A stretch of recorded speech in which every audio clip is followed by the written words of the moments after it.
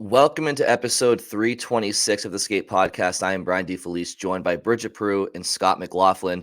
The NHL season has officially come to a close with Game 7 concluding between the Panthers and the Oilers. The Panthers obviously winning the Stanley Cup in Game 7. But first and foremost, there's major Bruins news to get to regarding the goaltending situation. So let's get right into it.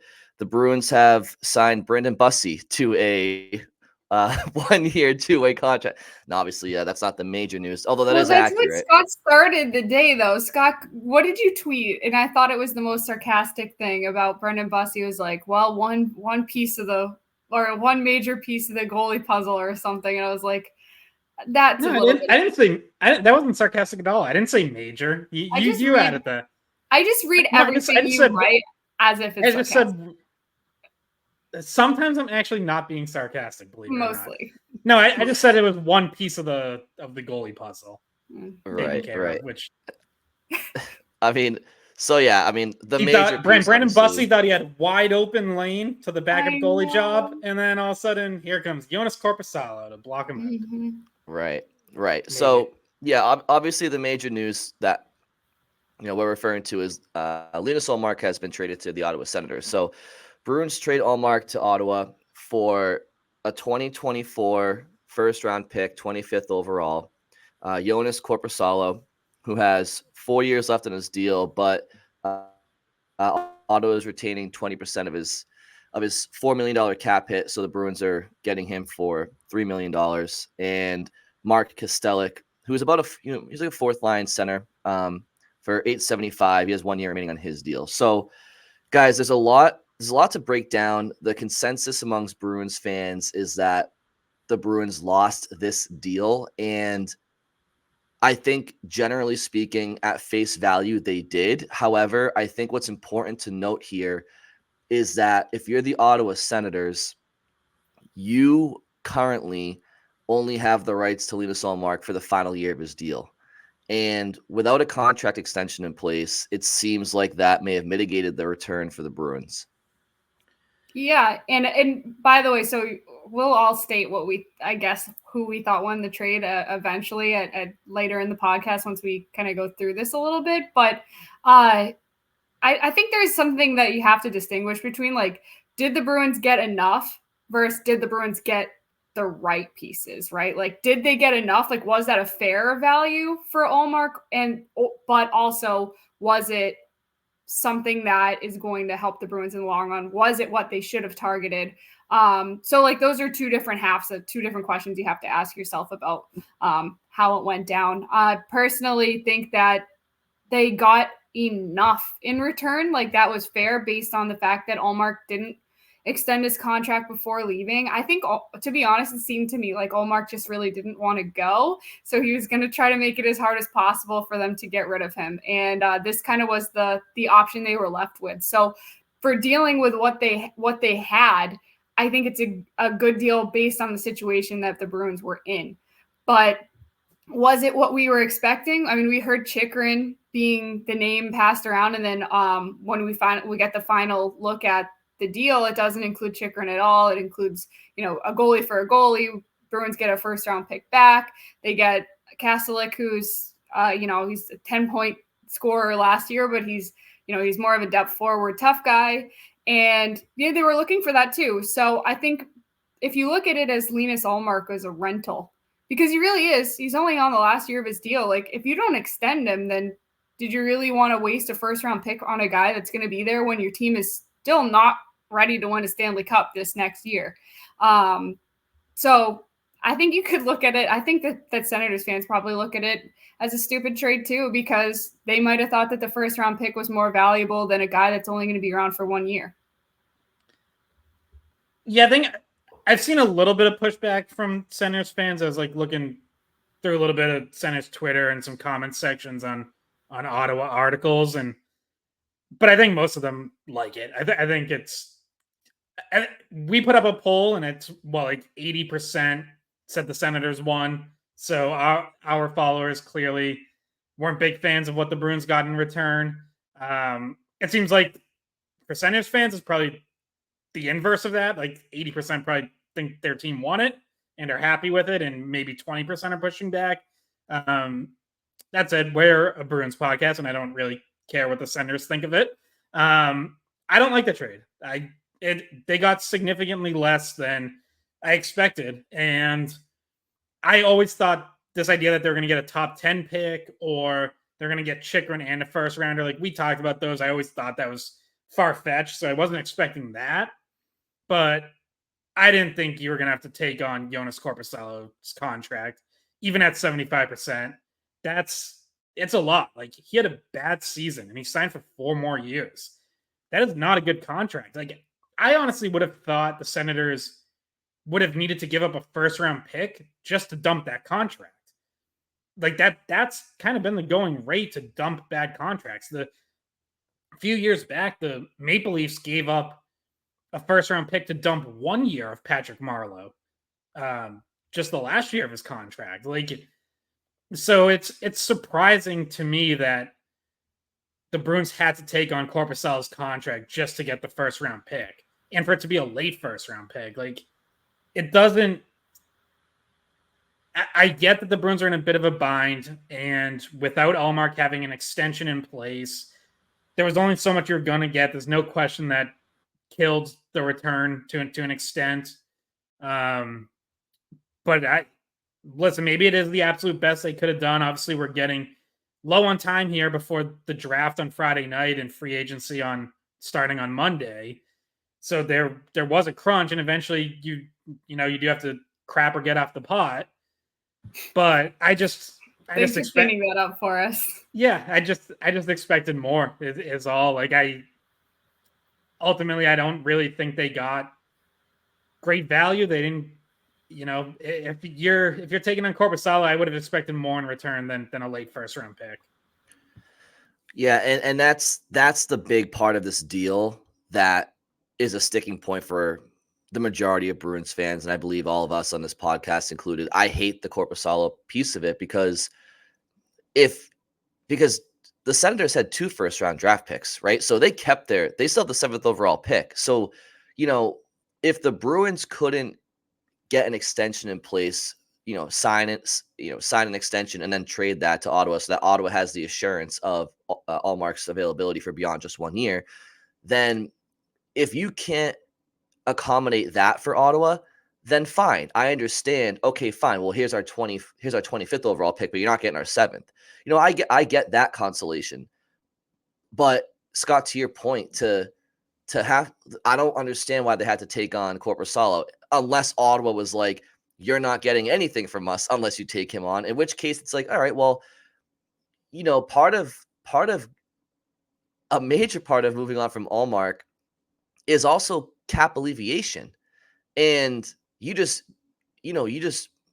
bit into half of that now, right? I mean, you got rid of Ullmark's $5 million cap hit. Well, here comes Korpisalo for $3 million. So it's like, you didn't even get, not only did you not get a major NHL asset in return back or a higher draft pick back, but even the whole cap alleviation aspect, you have, you've mitigated by about half. And so, even more. If you add in Kastelik at $865,000, the Bruins in the end saved $1.165 million against the cap. Yeah.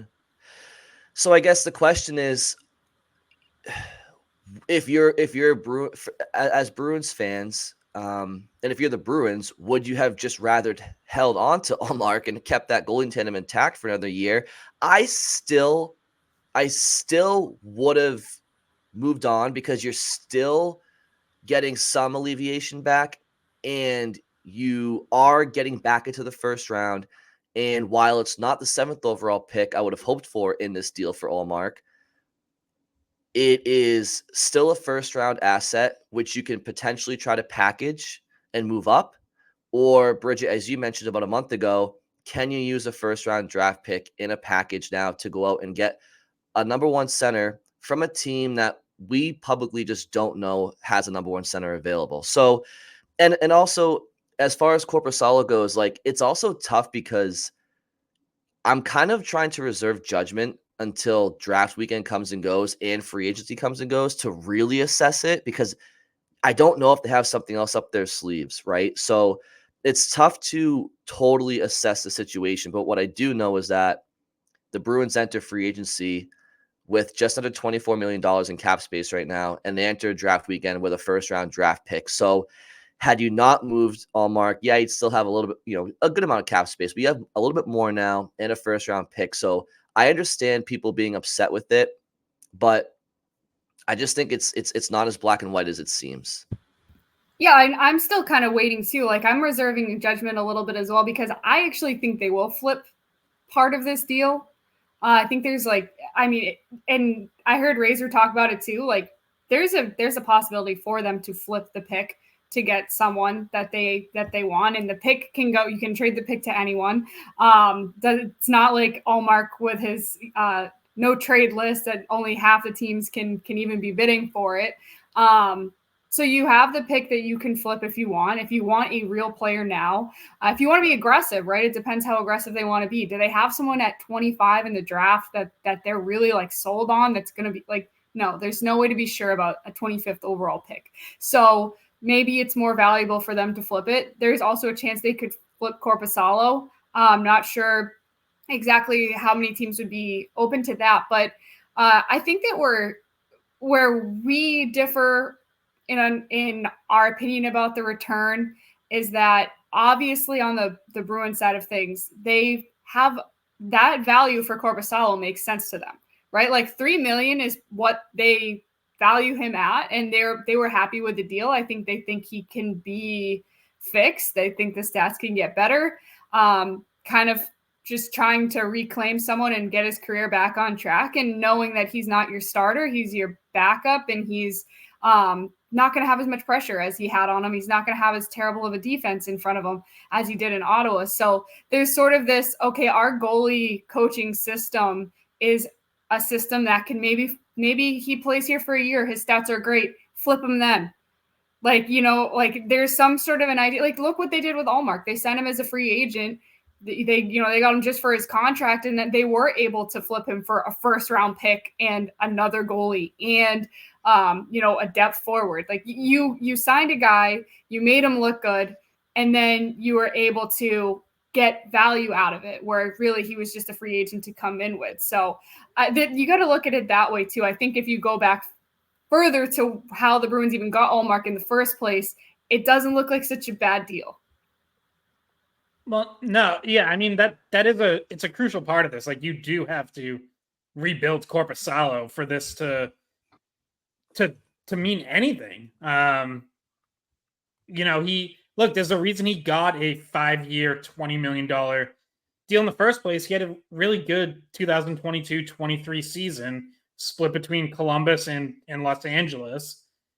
Signs that deal with Ottawa and has just an awful first season. Like, legitimately just one of the worst goalies in the NHL. Among 54 qualified goalies who played 25 or more games, he ranked 51st in save percentage, 37th in high danger save percentage, 53rd in goals saved above expected. And like, goals saved above expected takes into account team defense, chances against, all that. It's like yes, he still probably suffered from playing in Ottawa, but like, even his numbers just outside of that weren't good. But he also suffered the year before, from...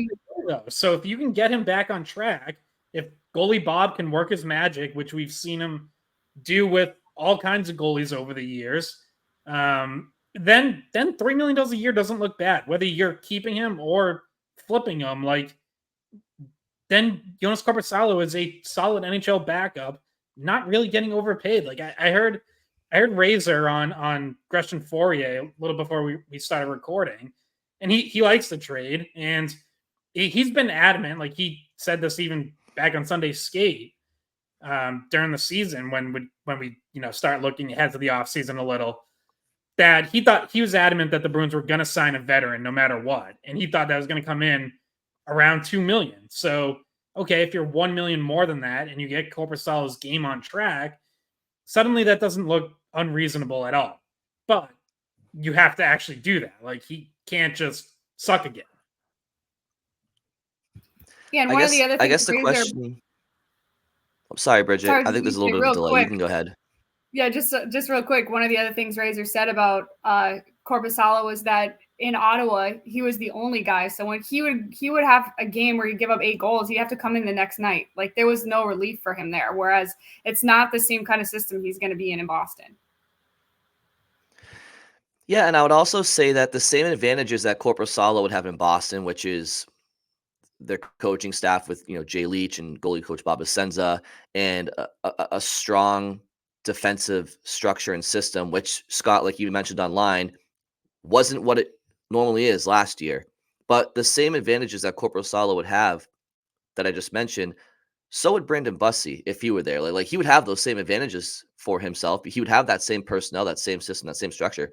So I guess the question for me is the difference between Korpisalo as a backup and Bussi or Kaiser or whomever, is it that much of a difference to justify the cap hit variance of whatever it is, just south of $2 million or whatever it is? So that's my question. And if it's not that much of a difference, then why are we doing it? And maybe the answer to that question is we couldn't get a first rounder from Ottawa if we didn't take on Korpisalo. So we just don't know what's going on in these negotiations. And I think what's also interesting is that this 25th overall pick that Boston just acquired from Ottawa was originally Boston's. So it's a bit of a revolving door. I think it was traded for maybe Bertuzzi or something like that. Yeah, for Tyler Bertuzzi. Yeah, the Bruins traded it for Tyler Bertuzzi, and then Detroit flipped it to Ottawa for Alex DeBrincat. Yeah, I mean, listen, I think it's the last thing you said. They didn't get Korpisalo in this trade because they wanted him. They got him because they wanted the first round pick, and taking on Korpisalo was the only way to get it. So to answer your question, no, I don't think there's enough of. I'm not sure Korpisalo is even going to be better than Brandon Bussi or Michael DiPietro or whoever. Certainly not for the salary difference. But I think what's somewhat surprising to me and probably surprising to a lot of fans is that Don Sweeney prioritized getting a first-round pick over freeing up $5 million or $4 million or whatever. Like, he prioritized the pick more than the cap savings. Pretty clearly, like, that was the choice he made, because he could have. The other way to negotiate it would have been, we're not taking Korpisalo, but we'll take a second or a third-round pick instead, or whatever it might have ended up being. And then that's prioritizing the savings, saying we want the money because we're going to go out and spend it in free agency. Clearly, they really wanted a first-round pick, whether that's to make the pick themselves or to use in a trade to go acquire a top six forward or center or whatever it is they're targeting. Personally, I think they might hang on to this pick. I think they'll be willing to trade it if the right deal's there. But I also think getting back into the first round and getting a higher end prospect, I do think is really important to them and something they've wanted to do. When you look at, they haven't had a first round pick in 4 of the last 6 drafts. This would have been 5 of 7. They haven't had one in the last 2 years. They didn't have a pick in the first 2 rounds last year. This year, without this deal, they wouldn't have had a pick in the first 3.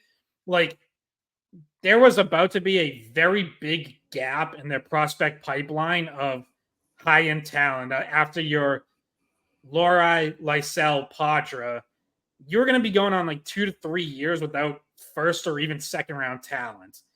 And that is tough. Like, that makes it hard going forward. So I actually think there's a really good chance that they just hold on to this and make the pick, or maybe even try to find some package where they move up further in the first round. I think what we might do a little more draft preview stuff, moving forward. I have kind of a list of targets already, but I do think there's some intriguing players that will be there around 25. And I know that late in the first round is always going to be a little bit of a crapshoot, but as I pointed out and others have, you got David Pastrnak at 25. It's not impossible to find difference makers there. Like, it's unlikely, but it's not impossible. Yeah, it's true. I because now, like, I had texted you guys earlier in the week, like, hey, do we want to do a draft preview? And Scott was like, not unless they have a first round pick. And now all of a sudden it's like, okay, we're probably going to do a draft preview like episode on Thursday or if we can, because if they haven't traded the pick by then, because there are a lot of interesting names there in that order. And there's actually, like, I've been talking to people that I know through Hockey East, because there's a lot of Hockey East commits that are right in that range between 20 and 30. And so definitely some interest there and some excitement. And then if they do draft someone like that, like Bruins fans can watch them play maybe at, BC but that would be not what Scott wants. But I just wanted to, while we're here, I'm sad to report that this actually is Bridgette's last podcast with us. Don Sweeney is hiring her. He heard Hockey East intel and he was like, gotta have it. You're in. Yep. No, I really have been texting people, try to like get the scouting reports that they got on these guys to get them to want to sign them at their colleges or to bring them in at their colleges, which obviously would be probably very similar to what Don Sweeney would be looking at, GMs would be looking at, that kind of same scouting report to bring them in to on draft day. So it is interesting and it is always nice for me. I love watching prospects and because I see them all the time doing what I do with Hockey East. So kind of two worlds collide when the Bruins have prospects that we can follow in college hockey. But I also would be happy if they flipped it though. And I always felt like this Ullmark deal was just the first move.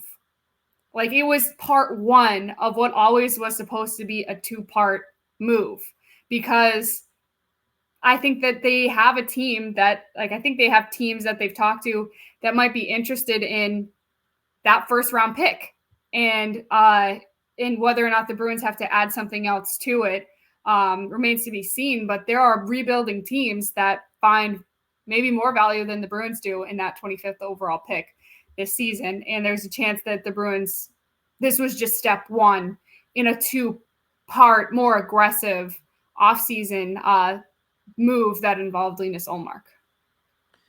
Yeah, and by the way, for people watching or listening, Brian froze and has now hopefully temporarily departed us. Here he is. If he's able to return. Hey guys, Brian's back. What I missed?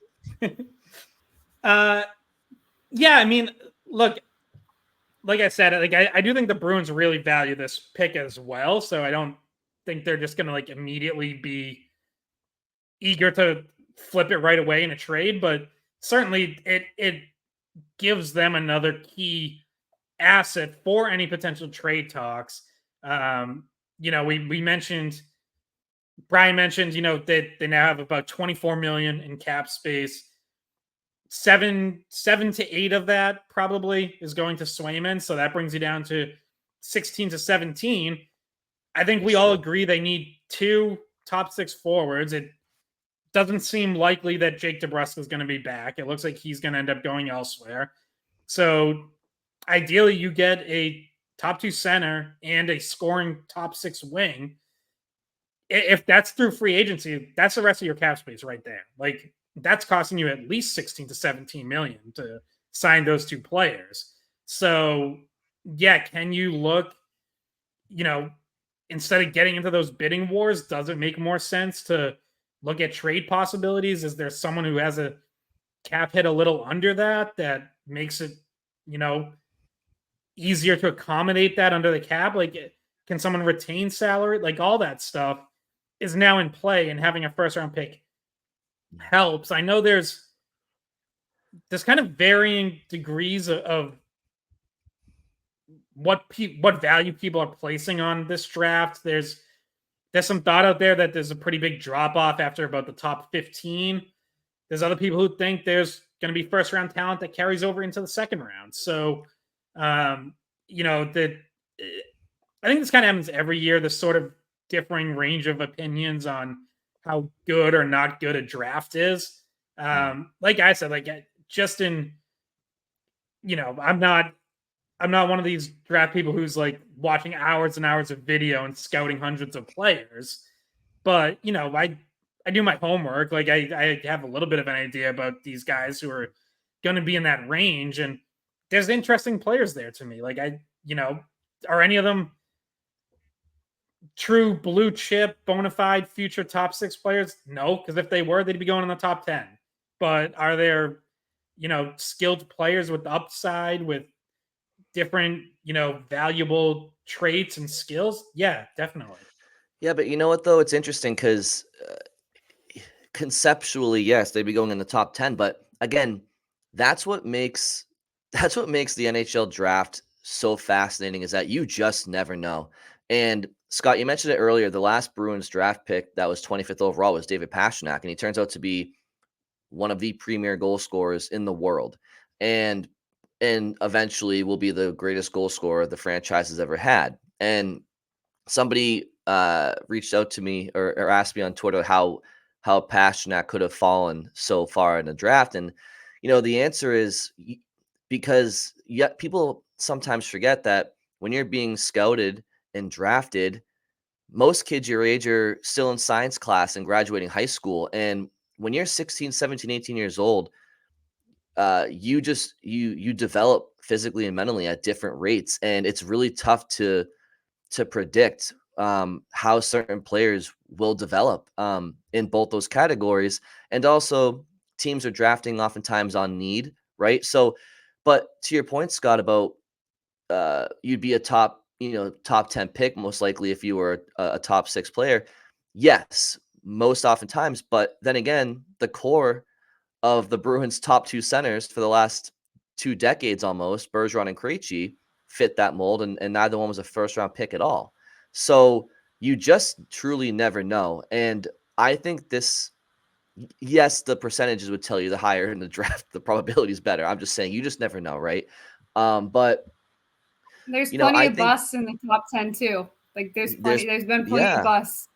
Absolutely, I mean, absolutely. just a few years ago, the same draft you took Lysell, like we've talked about this, the Dallas Stars found what certainly looks like a number 1 center in Wyatt Johnston in the 20s.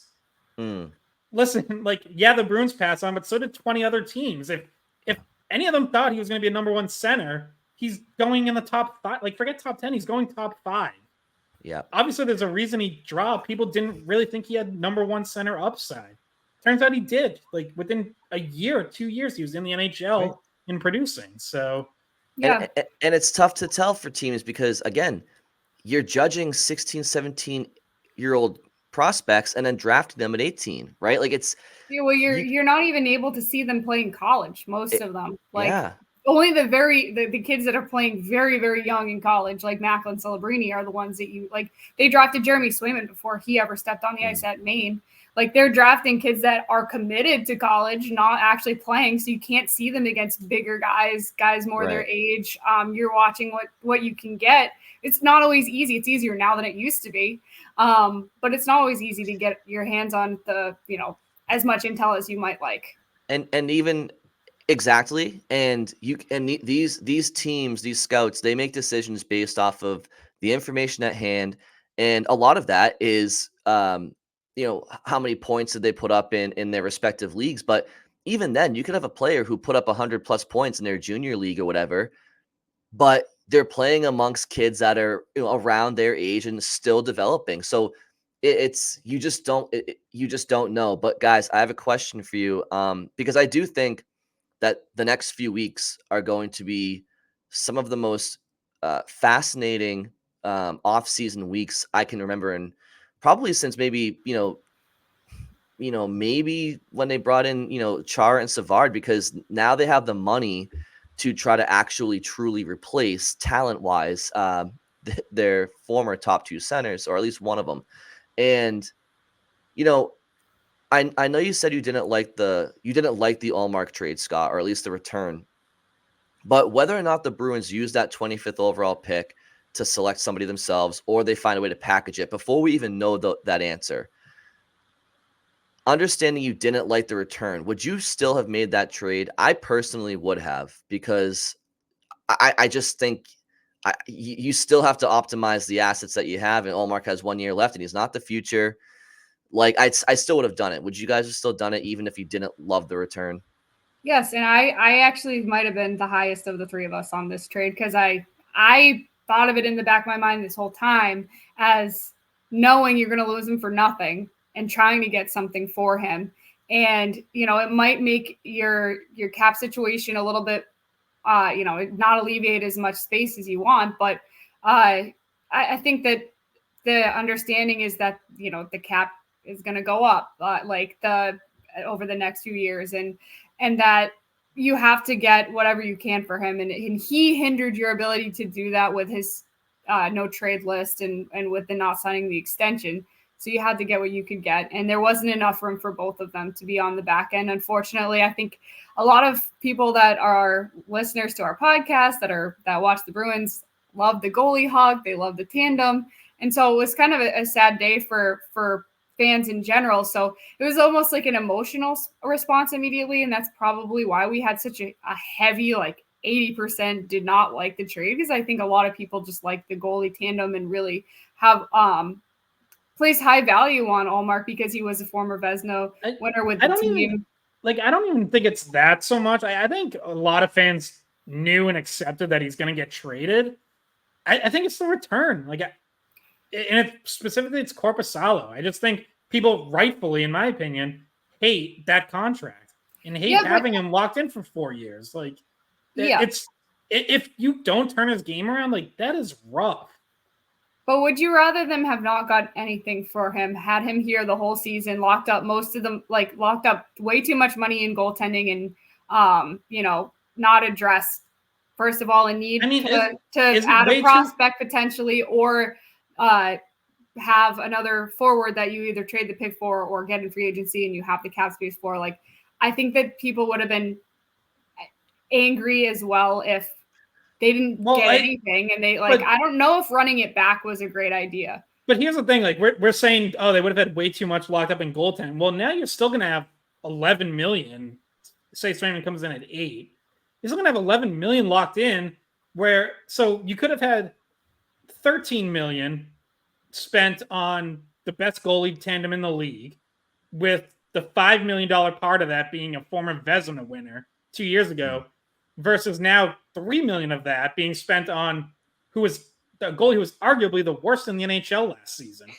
I guess what I would say is I would rather spend $13 million on Swayman and Ullmark than $11 million on Swayman and Korpisalo. So that makes total sense, Scott, and I very much understand that, and I respect where you're coming from. I think ultimately it's, as we speak right now on June 25th, less than 24 hours removed from the trade, I do think it's too early to tell, because what you're saying, Scott, is if you just rather pay Ullmark and Swayman for a little bit more, but have that, elite tandem, as opposed to still spending on Korpisalo and lessening your tandem and still paying, 11 for it.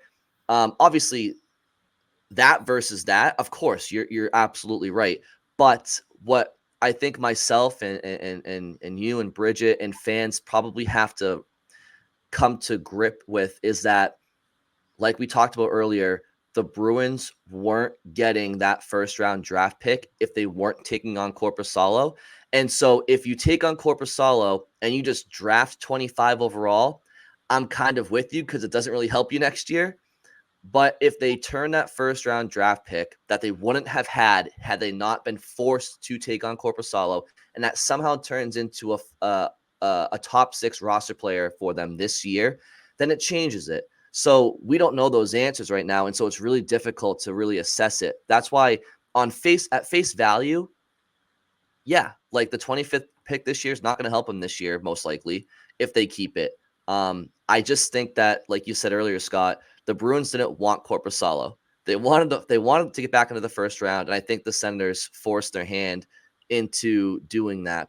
Otherwise, they wouldn't have a first round pick. And if that first round pick turns into a package for something to help them now, then it changes my perception of bringing on Korpisalo, even with the $3 million cap hit. Absolutely. I think, like I was saying, actually, this was right when you cut out, but I said I just think this is part one of a 2-part trade that involves Ullmark leaving, getting the pick, and then flipping it somewhere else. I think that at the very least, Don Sweeney has had conversations with many teams about, hey, would you be interested if we happen to have this first round pick available for prospect or not prospect, but like forward A or B. And so I think it's too early to judge. Just like so solidly, right? Like I'm 100% sure this is bad. Like, no, I'm not 100% sure this was a bad move for the Bruins yet. It's too it's not quite clear at this point. And if 25 goes up to, if 25 is packaged for a top 10, I would also count that as a win for the Bruins as well. So as it currently stands, and it's just a 25th overall pick, you're absolutely right, Scott. It probably wasn't worth it if they use that pick in its place. I guess we just have to wait and see. I mean, again, like I think that pick is valuable. It's like I don't want this to come across as like I'm totally throwing out that pick or I don't care, but like I like that they got a first round pick. I just don't like the cost that it came at. Sure. And yeah, obviously we have to wait and see what the full picture is going to be, a week, 2 weeks from now. But as a certain afternoon show says in this city, we're doing a show today, so all we can react to is today. And right now I don't like it because like the other thing that could happen is, guys, like what happens if we hear that they're in on Jake Gensel, but they came up $1.5 million short. Someone gave him 9 and they couldn't go above 7.5. And it's like, well, geez, maybe you could have gone to 9 if you didn't have Joonas Korpisalo's $3 million sitting there. Like, you know what I mean? Like, for sure. For sure. I mean, if Korpisalo was not mandatory to get that first round pick, then I completely am like, what the hell were you doing? I just feel like I think Don was, especially because there was no extension signed with the Bruins before they traded Ullmark or whatever. Like, I feel like Don was either forced with, I either want a first or I don't. And if I want the first, then it comes with Korpisalo. If that wasn't the case and they signed Korpisalo, I don't even know where to begin with that stupidity. Yeah, because you got to imagine if the extension was in place, then maybe we end up with the original deal that was reported, but like last week or maybe even the week before that about Chychrun and a first, which we thought was really high. That would have been a big win if they could have pulled off an extension. I don't think that was ever happening. Like I said at the time, and I believe it even stronger now. Like I don't think that was ever really on the table. I think that was Ottawa's front office leaking stuff to Bruce Garriock so that when they got Ullmark for a lot cheaper, their fans go, wow, what a steal. They didn't have to give up Chychrun. It's like they were never going to give up Chychrun. Yeah. Like, what are you talking about? But I do think the 7th overall was probably there with an extension. I do think that I think that's or Shane realistic. Pinto, who I've mentioned before. Yeah. That Shane Pinto would have been intriguing too, but again, probably not someone who was a realistic possibility without an extension in place. Yeah, and you talked about, Brian, you said this might be the most like interesting news week in an off season in terms of talking about like a trade and bringing people in however long, like you mentioned, maybe going all the way back to Chara, but it really has made our week more interesting. The news had kind of like died down. Like I went on vacation. I wasn't even like, there wasn't even anything really going on. I was out there and I wasn't seeing much news coming in. It was basically just like, okay, we're going to talk about Game 7. We're going to talk about who wins the Stanley Cup. And then it turns out to be right before the game, we get this big news that's going to change the rest of the offseason. By the way, reminds me, that is the single biggest reason I hate Don Sweeney now, is that they wrapped this up right before the game. So I had to spend all night writing and only half paying attention to the game, which I was looking forward to watching all day and was not able to be fully invested in.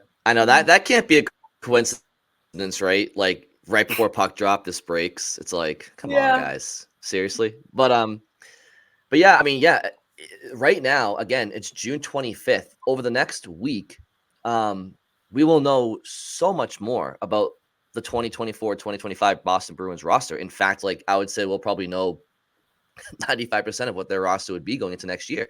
And that includes who the number one center is.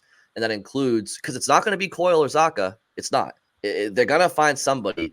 Now, is that person going to end up being Chandler Stevenson? we're hoping for something better than that. Maybe, I don't know, but You have we'll to be find hoping out. for Though a we'll know a miracle lot in that more. case. We'll know a lot more about this team, and I think that's what's fascinating.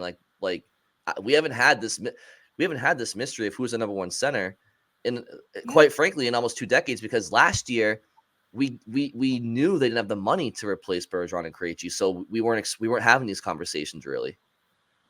Yeah, and also if they do end up using the draft pick, like spend time talking about like digging into whoever that is and trying to figure out what their future might look like in Boston and judging that too. So yeah, and I would remind people too, like Don Sweeney works fast in free agency. He usually has a plan in place. He executes deals quickly. So like you're most likely gonna just about have the vast majority of their work done by the end of that first day of free agency on Monday, July 1st. They are usually not a team to sit around and wait and see if someone's hanging around, maybe their value goes down a little. No, like they identify the list of the guys they want, they go out, they sign them, and they wrap it up. And usually by the time Don Sweeney talks to us in the media around like 5:00 that day, you know what they did. Like they maybe have like $1 million, $2 million cap space left. There's probably a little tinkering around the edges, but like the bulk of the work is done by the end of that first day. yeah. So, I think before we move on to the Stanley Cup Finals, because we haven't talked since that series, I think it was maybe 3-0 or maybe 2-0. But I would just say, like, I understand Bruins fans seeing the news come down and feeling a certain type of way about it. I would just suggest give it a week. Give it a week and see how this plays out before you give your final assessment, because I do think there are other shoes to drop. At least if Don Sweeney gets his way. The problem is you have to find a partner, right? A trading partner, or whether it's to package the 25 pick to go up so I'm sure Don Sweeney wants to move that pick in some way, shape, or form, whether it's moving up in the draft or for a bigger piece. But I guess we'll have to find out. So I'll just reserve judgment completely until maybe we see how things play out over the next week. Yeah, no, I was just looking at some of the comments because I had put up a post on the Skate Pod Twitter, with the poll, and I said any questions or comments, like throw them under, and we'll try to get to them. And one of the comments was they were mad that I didn't have I only had who won the trade, Bruins and Senators, and they said there should have been a one that said no one, because like if Ullmark doesn't sign an extension, like that doesn't look great for them either. So, we had a lot of comments. We had very few positive comments. I mean, as it currently stands, any criticism going Don Sweeney's way, I think is justified. But he still has time to complete whatever his potential plan is here. So I just feel like it's an incomplete grade so far. And I think that, in about a week's time, I think we'll be able to all give a very fair assessment of the situation. So Bridgette and Scott, last night, the NHL, I would say all eyes of the North American sports fan were on Game 7 of the Stanley Cup Finals last night. You had the best player in the world, Connor McDavid, on the biggest stage that there can be in hockey, and his team coming down from 3-0 to try to win a series and complete a historic comeback. Combine that with the fact no NFL, no NBA, mid-season baseball, and anything else, it's just not really holding the candle to what was on display last night for the NHL. So with that in mind, do you guys think the game delivered with all the eyes on it? I thought the first 10 minutes were outstanding. And I think the last 50 minutes, while close and competitive, I think it could have delivered a little bit better when you have everybody watching, but still a competitive, good game to watch. But how'd you guys think the game showcased for the league? Well, it was close. It was competitive. So that's a plus. At least it wasn't a blowout. I do agree, like, it wasn't the most exciting hockey. But because it's a Game 7, like the just the tension of it adds that extra layer. So I think you can kind of overlook and look past the fact that it wasn't maybe the cleanest, most well-played game, wasn't the most exciting actual hockey. But that's a credit to the Panthers because it's amazing. Like, just looking at the series as a whole, it's amazing how much narratives change just over the course of a series. They're looking dominant and like this is going to be their coronation. They're doing everything right. They're just steamrolling everyone. And then all of a sudden they're on the verge of the biggest choke in NHL and probably in North American sports history, honestly. Like, to do it on that stage when it's your second straight year in the finals, it would have, like, there's no erasing that. Like, that's just going to sit with you for the rest of your life. And, Bobrovsky's struggling games 4 through 6, and McDavid's doing whatever he wants in games 4 and 5. And, also even like Barkov, Forsling are getting scored on. And it's like, oh my God, everything's falling apart. They can't score. They can't create offense. But they figure it out in time and they lock it down defensively once again. The Oilers make that push late and Bobrovsky makes a few big saves for sure. He steps up, gets back on track. And all of a sudden, all those concerns about that collapse and blowing and choking are all gone. Like, they recovered in time, and then it switches back to the Oilers, and it's like, oh yeah, McDavid was great and he wins the Conn Smythe, but he didn't have a point in game 6 and 7, and Stuart Skinner was outplaying Bobrovsky in the middle part of the series. He lets in a soft goal for the Stanley Cup winner. Like, it's everything just swings, and then the margins are just so small for all these teams, all these series, all these players. But, ultimately, I do think, like, the best team overall, start to finish on the season in the playoffs, ended up winning. It just took a much more of a winding route than we were anticipating. And ended up being the longest season in NHL history because of it. Because what looked like it could have been a sweep ended up in game 7. 1-goal game, and you're talking about how game 7 for the cup adds that extra layer of tension. The last 7 or 8 minutes of the game just felt like it just the most tension you could possibly feel as the Oilers were close time and time again to tying it up, and it felt like the Panthers were bending. McDavid has a chance. Like, Forsling, once again, Forsling played incredible. And especially in that last 8 minutes or so, he lifts McDavid's stick and, what kind of chance where he was in front of the net and would have probably gotten a shot off on goal, could have tied the game. And it was, once again, the story was the Panthers defense being able to close out McDavid, being able to finish out the last period without anything happening to jeopardize their win. So, yeah, it took a longer time than we expected. I think we all picked the Panthers when the series started. And I think that it was more of a shock that the Oilers had the, what it took to get it to 7. And also it is kind of weird, not saying McDavid didn't deserve it, but it's just so awkward when they give the Conn Smythe to someone who is on the losing team and like doesn't even, accept I'm not saying doesn't accept the award, but like is in the locker room for the award. And it's just, it gives a whole weird vibe and, does he deserve it? Yes. Just kind of throws things off. I don't know. 'Cause we haven't seen it in so long to actually see it. It's like, okay, yeah, this is a little bit awkward and uncomfortable for everyone. Yeah. I mean, holy smokes with ESPN. I mean, like, you got to be kidding me. Guys, what are we doing? You got the captain hoisting the Stanley Cup, and you miss him. What's going on there, guys? What's going on? How do you miss that? I wasn't going to say anything. Guys, what the hell was that? That's used for commercials every single year. They compile those every year for those. You have one job, ESPN.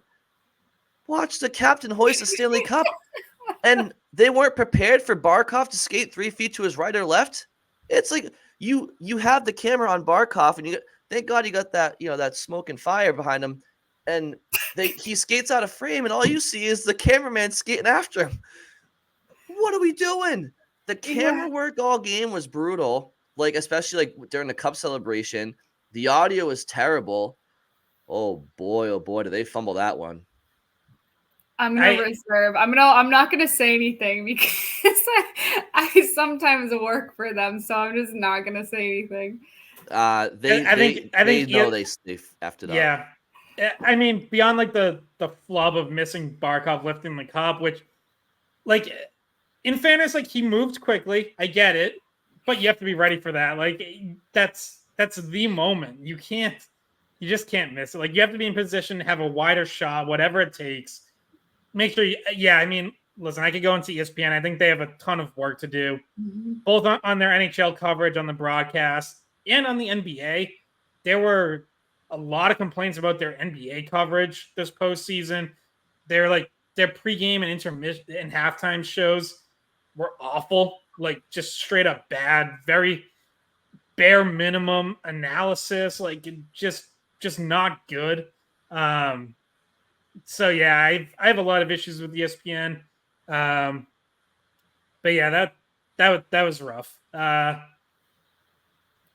It's just I guess getting back to like the actual hockey of it though. I'm McDavid. Like yeah, I think I said I would have given it to him. Going scoreless in games 6 and 7 is tough. Like that closed the gap again, and had it gone to Bobrovsky, I wouldn't have had a huge issue with that.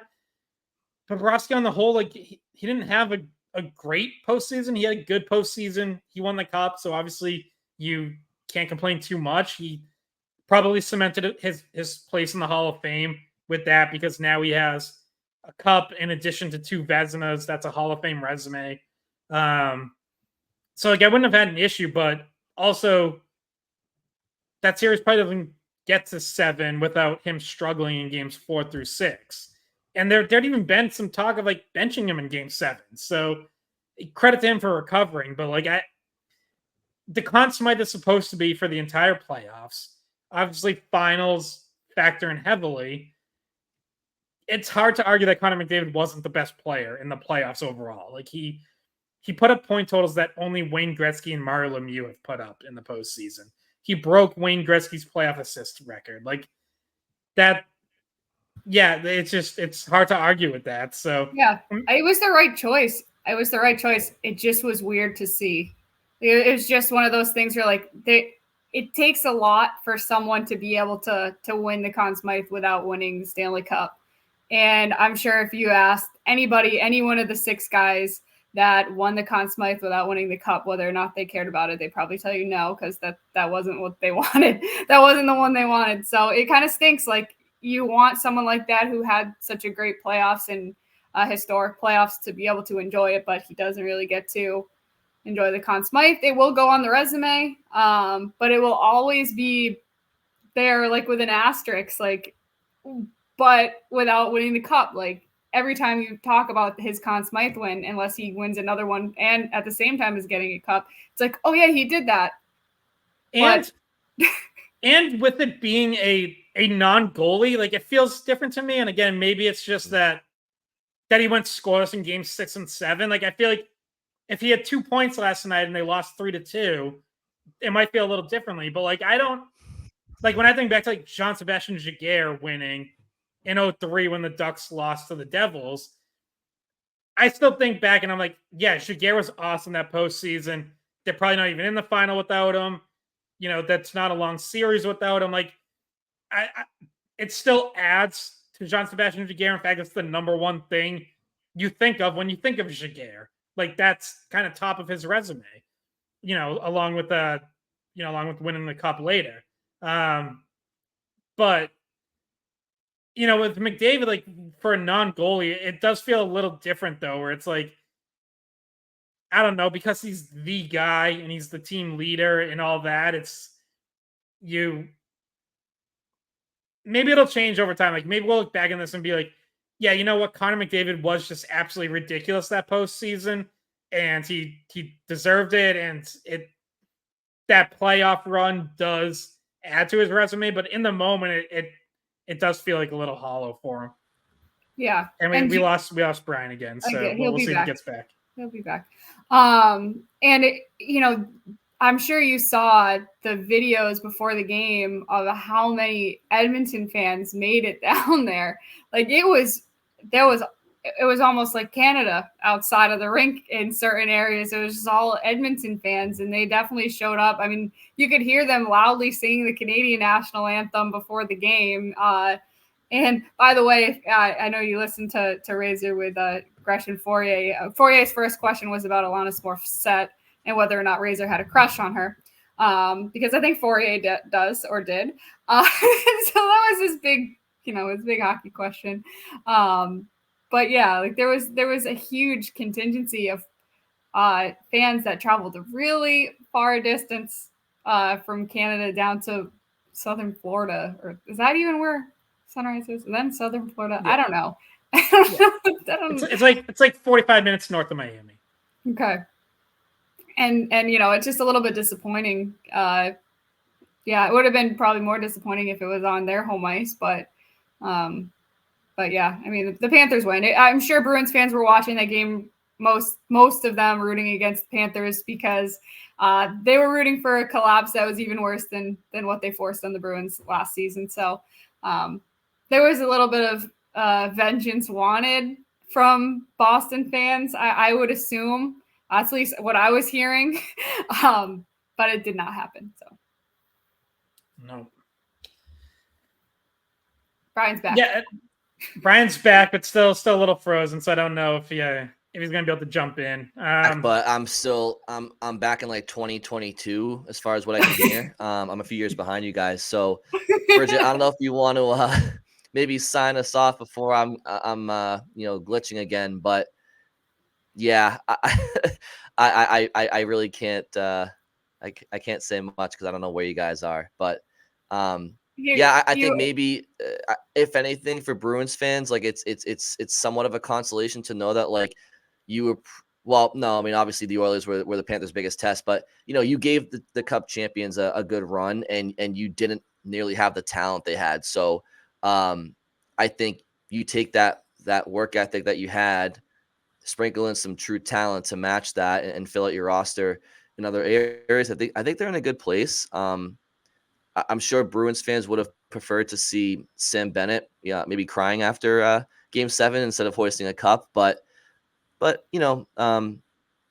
that's a takeaway for Bruins fans that the Bruins they're not too far off. They're not too far away. I just think they have to add some pieces, which we all know.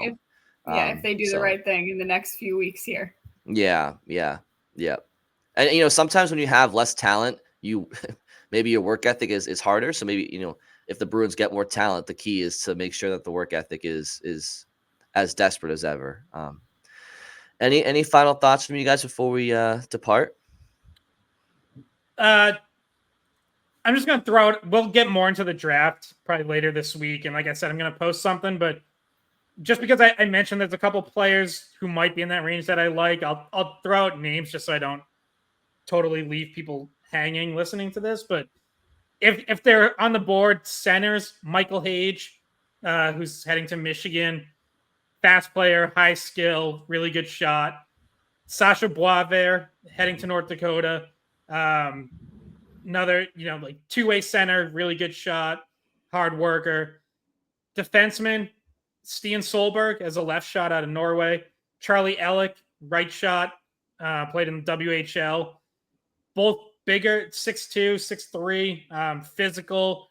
Solberg, I keep seeing him ranked as like the hardest hitter in the draft, but he's also mobile, physical. So I'll just throw out those four as players I like. If they're still there at 25, they're all possibly gone before then, but kind of right in that 20 to 25 range.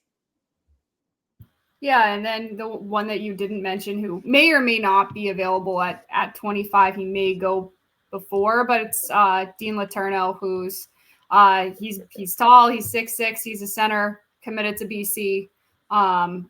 That would definitely be an interesting pick if he were to still be available at 25, which he may not be. So yeah, but he's right in that range. I've seen him in his projections between 20 and 26. Like he's right there. He might be a little bit.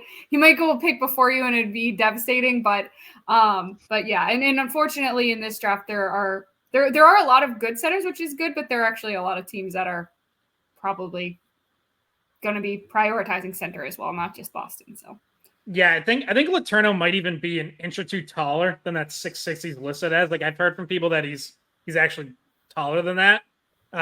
So yeah, like the hope there would be that he follows the Tage Thompson path. Like that's the kind of player you're looking for at that size as a center. Mm-hmm. He played prep school in Canada last year, so kind of like hard. That's not a usual place to find first round talent in a draft year. So a little hard to project. He's kind of a raw player. He was supposed to go to the USHL for a season, but is now heading right to BC this fall. So yeah, he will be local. Yep, local, young, tall. I don't know. There's a lot there. And then you'd get to watch him at BC. And Scott would have to go to a bunch of BC games next season if that's who they drafted. So that'd be fun. I go in there playing BU. Oh, come on, Scott. Come on. No, I did go to a bunch of BC games. BC was so good last year. Yeah. You just can't deny how entertaining those games were. And to like make a comp, like Gabe Perreault went, I think 23rd overall, which is right in your range. And he seems like he's going to be a really good player in the NHL, who played for BC as in their all freshman line last season. So if you can get someone like that, that's a good prospect for the future. It doesn't help you now. But maybe you get a guy who's one and done in college and he can help you sooner than later. Maybe you let him develop in college. Maybe, there's so many options if you use that draft pick for yourself rather than trade it. All right. So, yeah, I mean, we have, less than a week away from the NHL draft. It's obviously later this week on Friday.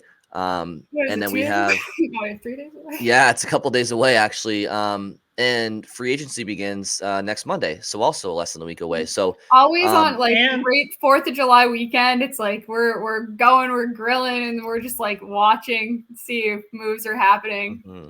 Yeah, and Bruins development camp, rookie development camp begins that same day, Monday, July 1st. So get to whoever they do draft, most likely we'll get to see all of them there, as well as other prospects from the last couple of drafts. So will you be there, Scott?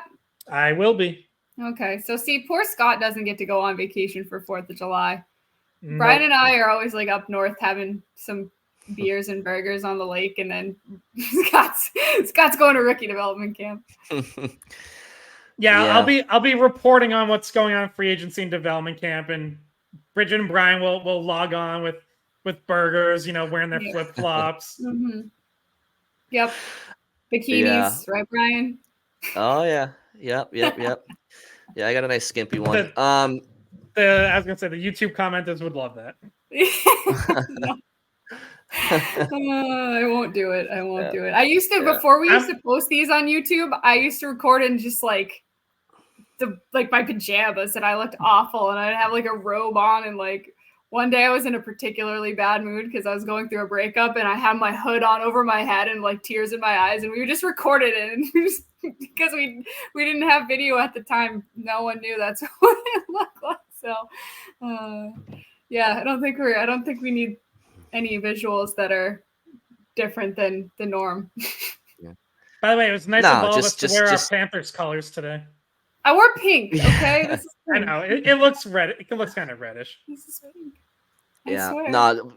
No need for for visuals. Like I'm not gonna bring up the fact that Scott has an American flag bikini he wears every 4th of July. So there's no need to go there. So I won't. But in any event, yeah, we have a lot to cover in the next week plus. So obviously keep it here. Follow us on Twitter. Can I share my vacation story? Oh, please. Oh, yeah. yes. So let's hear it. Scott and I are in complete mystery mode right now because Bridgette just said she had the vacation from hell and we don't know a thing. So I'm interested. Yeah, I like to. We're a great support system because Bridgette texted us that, and Brian, I can't speak for No you, but answer. my reaction was like, I'm not going to respond because I'm just going to wait to hear it on the podcast. I texted them. I just got back. I had the vacation from hell.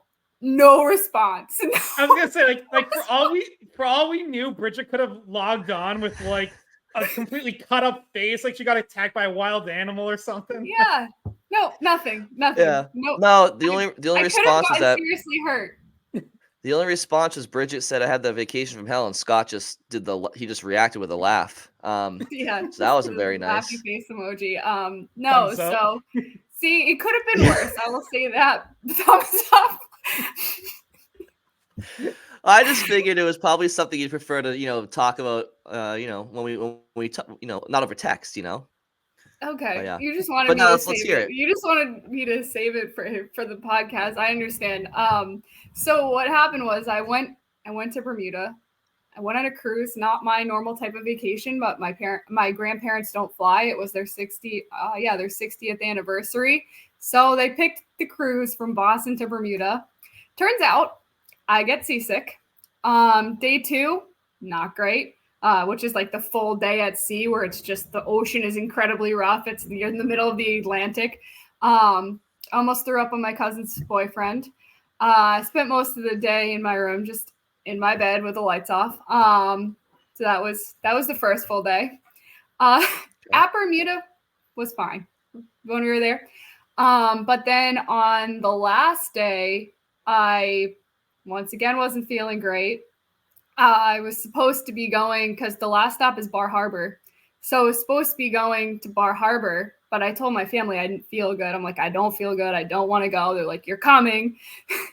So they're like making me go to Bar Harbor, and we're in line trying to get off the boat, and you have to go through customs, and this room packed full of hundreds of people. And I'm telling my family, I'm like, I don't feel good. I don't feel good. And then all of a sudden I'm going to pass out. And then I passed out. But luckily, I had told my brother and my mom I'm going to pass out, and then within like 2 seconds, I did. But I had like grabbed onto them, so I didn't fall, like hit the floor. But there was another woman who passed out. By the way, it was 100 degrees. Yeah, I was gonna say, was it heat exhaustion or something? It was a combination of all sorts of stuff. Just I didn't feel good the whole trip. So anyway, I passed out. I didn't like hit my head on anything. Another woman passed out later. She did hit her face and had to go to the hospital. So I'm glad that wasn't me. Like, I'm glad I didn't get that hurt. But yeah, I had to get like my brother to pick me up and put me in a wheelchair and bring me back to my room. And just needless to say, I'm not going on another cruise. I don't. Oh, and half of the people on our trip came back with COVID. So. Thanks for the thumbs up. Yep. Thanks, Scott. Now, honestly, I'm kind of glad I didn't respond because I don't know how to respond. That's such like, that's so awful. That sucks. Like being sick on vacation is the worst, but being that sick, like passing out, I passed out in front of hundreds of people in the scanner. Like, you know how you go through a metal detector to like go, like they put you through a metal detector so you can go off the ship, like make sure you don't have anything. I was in the metal detector. I fell. People stepped on me. People walked on my ankle. Like, that was the first thing I remember seeing when I woke up was like people just like stepping over me and not stopping to see if I was okay. It was bad. That is very scary. Like, thank God you're okay, obviously. Yeah, this is the third time. This is the third time it's happened. When I was younger, like middle school, high school, I passed out like several times. Like, I don't know exactly what it was that caused it. Wasn't drinking, like the separate of when I would drink too much and pass out. Category. Like I passed when I was in high school. I worked at Kmart and I was at the cashier, and R.I.P. It was a very hot day, and like I was standing there like behind the register and just passed out and like crashed into the register, crashed to the floor. Like, had to get taken out in an ambulance. And at home one time, I passed out and fell backwards in the bathroom onto like a porcelain trash barrel and just like shattered it and cut up my back. That was. I still like doctors never really figured like my blood work would come back fine. They never really figured out why. I don't I drank water. So like, I don't think I was really dehydrated, but fortunately that stopped. Knock on wood, I have not passed out in a long time. Yeah. Pro tip, if you feel like you're going to, just you probably sit down. Yeah. Like, do not, because if it happens when you're standing up, you're going to hurt yourself. Yeah. So like sit down, breathe really deeply. Because I think mine might be anxiety related. So like breathing better would probably help me. But also every time it's happened to me, I hadn't eaten yet. And it was always when I was traveling, because this has happened to me. This is the third time in the last 3 years this has happened to me when I was traveling. I was on a flight home from Nashville for my cousin's wedding. Early flight, hadn't eaten yet, just got on the plane. Felt really bad, ran to the bathroom, thought I was going to like be sick. All of a sudden I realized that wasn't it. I was like, I need to get back to my seat, because if anything happens, I need somebody to see it rather than be like in the bathroom and no one's there to find me. So I try to get back to my seat and I pass out into some guy's lap. And then I bounced back up like really quickly. Like I bounced back up and I just keep going, just keep walking to my seat. And this guy must have been so confused because I just like landed on him and then was gone. And then I think everyone thought it was turbulence, but it was not. Go with that. I never apologized or anything because I was so confused. I just like, why am I in this guy's lap? And I just pop up and keep walking on my seat. And then it happened again less than a year ago on my way from Barcelona to Sardinia for last September. So yeah, that happened 3 times. Well, yeah, I personally I don't know what to say. Passed up before. So, but what I can say is, it was always on my way home. Brian, did you pass out after you crashed into the lamppost or whatever it was? That's his picture when he calls me. No, the pole shouldn't have been standing there. That's the problem. But whatever. We're friends on Facebook now, so it's all good. It's just whatever. It is what it is. But what I can say is, the wherewithal to take a picture of your face after that. Just a little nosebleed. I mean, yeah. You want to hear an embarrassing story of me crashing into something? Yes, please. Get the attention off me. I think it was 8th grade or maybe 9th grade. We did a school field trip to New York City, and we were like walking through, I don't know, like a kind of like an open area or whatever. But I was like looking up at all the skyscrapers. It was the first time I'd been to New York. And they had, like those little poles that are in the ground that for parking. Like they're in Boston. Yeah, whatever. Yeah, for parking or keep cars out of there or whatever. I walked straight into one and just nailed my nuts on it. And like had to pass it off like it like didn't totally kill, like tried to do the keep walking like No, like the Peter Griffin. Yeah, like don't just like crash to the ground and start crying. But I was like, oh my god, did that hurt? Well, see, I can't relate to that. I don't. Lesson learned from you: don't look up at the skyscrapers. You gotta watch the ground. Right, Brian? Nope, you're muted. Brian's muted. Brian. Oh, sorry. Yeah, I was just gonna say, obviously it sucks that you guys experience that, but if your experiences can help our listeners, like you mentioned, then it's worth sharing on the podcast. Before you get on a plane or a boat, please just eat and be hydrated. And sit down if you feel off. Mm-hmm. Well, on those pleasant notes, everybody should just sit down and breathe and see how the next week unfolds, and we can all reassess the state of the Bruins. So thank you all for listening. Enjoy the rest of your work week, and we'll talk to you soon. Hey guys, thanks for watching the Skate Podcast. If you want to see more of our videos, visit our playlist. Not in front of a screen? You can listen to us on Spotify, Apple Podcasts, or wherever you get your podcasts. Don't forget to follow us on social media. And if you enjoyed this video, please don't forget to give us a thumbs up, subscribe to our channel, and leave a comment.